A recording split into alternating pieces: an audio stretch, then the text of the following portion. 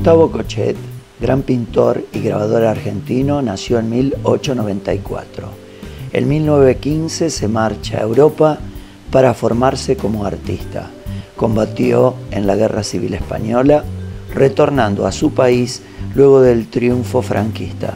Se destacó en el género del retrato, paisajes, naturalezas muertas y temáticas intimistas.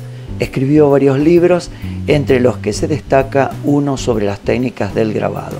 Falleció en 1979. Bueno, vamos a entrar por la casa del maestro al taller. Acabamos de entrar con la luz natural y con el clima que prácticamente se mantuvo desde el año 1979, que falleció don Gustavo Cochet. Prende. Muy lindo. Está igual que cuando era chico y venía acá. ¿Quién más que vos? Hoy no existe nadie que lo haya conocido, que lo haya tratado a don Gustavo Cochet. Sí. Ahora me hubiera gustado tratarlo más, pero... Y bueno. Realmente te debe dar muchos recuerdos el hecho de haberlo conocido a tu abuelo desde niña hasta lo aprovechaste ya bien grande y tener la suerte de que vos seguiste la misma carrera y de que hoy pudieron quedar todas estas obras en patrimonio de tener un museo. Imagínate que yo tenía 23 años cuando él falleció, así que... 23 años ya tenía, vos eras maestra, profesora, ya te habías recibido. No, todavía no. ¿Todavía no te habías recibido? Ahí. Pero estaba ahí, sí, terminando. Así que sí. Esta foto es la del hijo de don Gustavo Cochet, sí, quiere decir de tu papá, de Fernando. Sí, es muy hermosísimo. Es bellísimo. Este es un trabajo hecho por tu abuelo. Sí, un retrato de él en Santa Fe, así que mi papá ahí tendría 20 y pico de años, 30 años. Y este es un retrato de Cochet. Un autorretrato. Un autorretrato de Cochet. ¿Y este autorretrato de qué año es? Muy bello. Sí, muy lindo. Y ese autorretrato es de los años 70, él murió en el 79, esto debe ser 73, 74. Esta estufa hogar a leña que está aquí abajo, no sé si se alcanza a ver, muy bella. Siempre se usaba, era lo que calefaccionaba. Lo que calefaccionaba la casa. Y aquí nos vamos a encontrar con doña Francisca. Doña Francisca, la esposa y gran compañera del artista. También es un hermoso cuadro. Un hermoso cuadro. Lo tenemos ahí para que no se mueva, para no moverlo. Está bien. Está se está descascarando, tenemos muchas obras así. Aquí hay otro cuadro, pero este es de un retrato de un artista, ¿no es de Fornells? De Fornells. De Fornells. Es Gustavo Cochet pintado por Fornells. Un retrato de Cochet. Esto es cuando ya vino de Europa, 1930 y pico, 40. 1950. Por ahí. O poquito antes. Qué bello. Arriba hay un cuadro que yo tuve el honor, mientras se pintaba, de haberlo visto. El muchacho que tocaba la trompeta. Sí, el trompetista. El aficionado de jazz. El aficionado de jazz. Sí, porque este muchacho, vos venías acá también por cuestiones de electrónica. Exacto, porque me gusta. Y ahí y comentando que él tocaba la trompeta, una vez, bueno, mi abuelo ahí le pidió que viniera con su trompeta para posar. Este taller lo hizo tu abuelo siguiendo los planos de donde ellos vivían en París. De donde ellos vivían en París. La guardilla, era como una gran pieza, que era toda su casa era esto. Tenían esta disposición con un dormitorio arriba, así con esta disposición, como lo que ahora le llamarían un loft. Sí. Y abajo había una cocina económica y todo el estar de la casa, y arriba el dormitorio. Y hay unas fotos que yo ahora no sé dónde la tengo a mano, pero después yo te la alcanzo, sí, donde se lo ve a mi abuelo en el taller de París y tiene al lado un banquito que es exactamente igual al banquito, a los banquitos que están acá en el museo.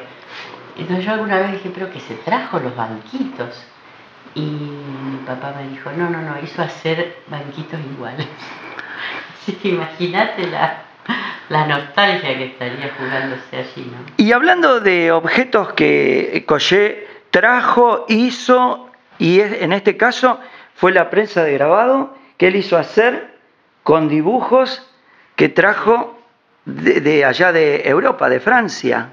Él dejó, bueno, no sé bien la historia, no sé si de Francia, pienso que no, pero sí que hizo los dibujitos para que mi papá, que en ese momento él viajaba y mi padre estaba ocupado de hacerle la prensa, dejó los dibujos, los planitos para que él le hiciera la prensa. En algún momento los expusimos junto con la prensa, y si yo la tengo suerte lo voy a encontrar. En este taller, don Gustavo, esto lo hizo en el año 1951, 52, por ahí. 51, 52. Y a partir de ahí hasta el año 79 fue el lugar que utilizó para hacer toda su obra. Sí. Su obra en Argentina, porque él después tiene toda la obra en Europa. Sí, él vivió acá y acá trabajó. Ya no se movió de este lugar.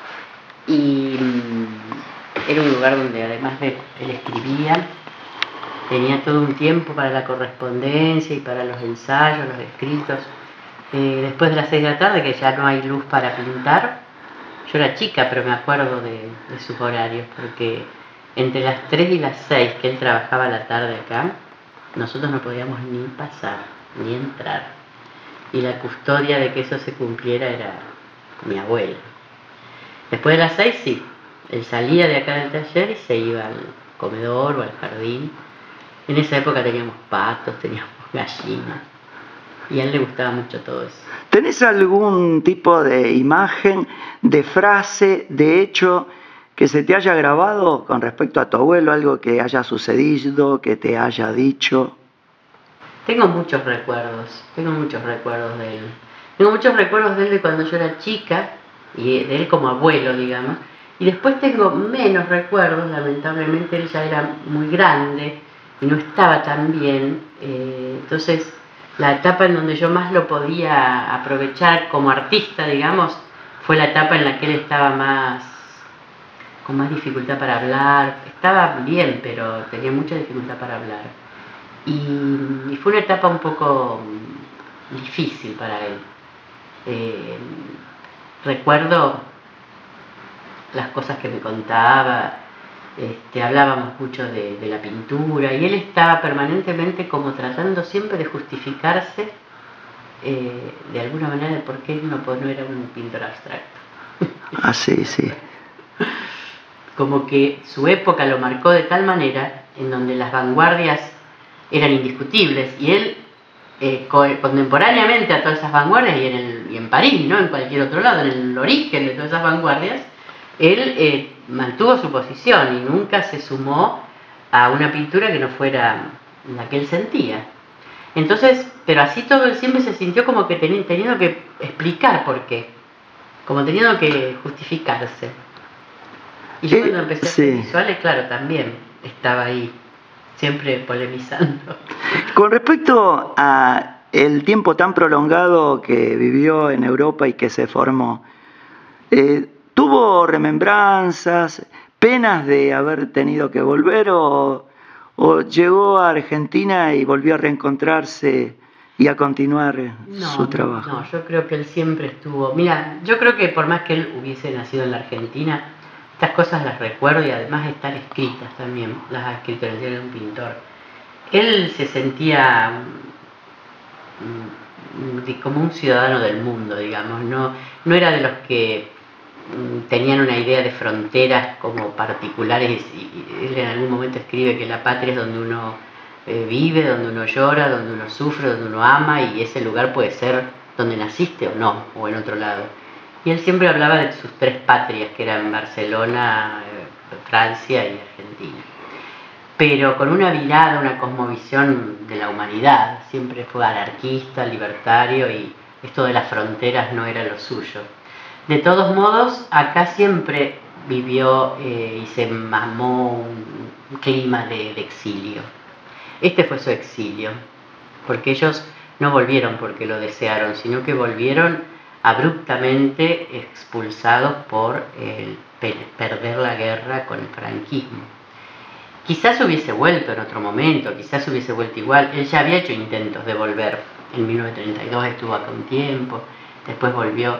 Pero esa vuelta abrupta lo encontró también en un país en donde se sintió cuestionado, sus posibilidades de hacer cosas no fueron fáciles, porque él venía con una visión muy crítica de lo que había pasado en la Guerra Española, y la versión oficial de lo que había pasado en ese momento no admitía la mirada que él tenía. Él venía con grandes cuestionamientos al papel que había jugado la Unión Soviética, al no apoyar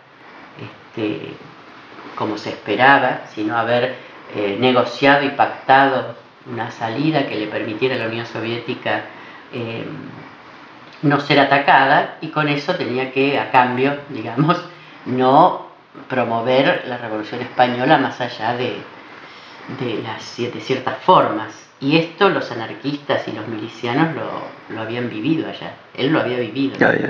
Pero acá no se podía decir porque nadie se lo creía.